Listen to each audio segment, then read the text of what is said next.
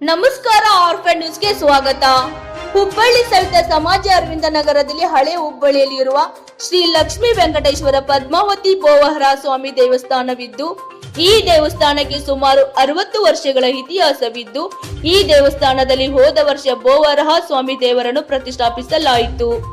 ಹಾಗಾಗಿ ಬೋವರಹ ಸ್ವಾಮಿಯ ಮೊದಲನೇ ವಾರ್ಷಿಕೋತ್ಸವ ಹಾಗೂ ದೇವಸ್ಥಾನದ 60ನೇ ವಾರ್ಷಿಕೋತ್ಸವವನ್ನು ಅತಿ ವಿಜೃಂಭಣೆಯಿಂದ ಶ್ರೀ ಲಕ್ಷ್ಮೀ ವೆಂಕಟೇಶ್ವರ ಪದ್ಮಾವತಿ ಉತ್ಸವ ಮೂರ್ತಿಗಳ ಮೆರವಣಿಗೆ ಮಾಡಿ ಸುಮಾರು 12 ರಿಂದ 15 ಸಾವಿರ ಜನರಿಗೆ ಪ್ರಸಾದ ತಲುಪಿಸಲಾಯಿತು.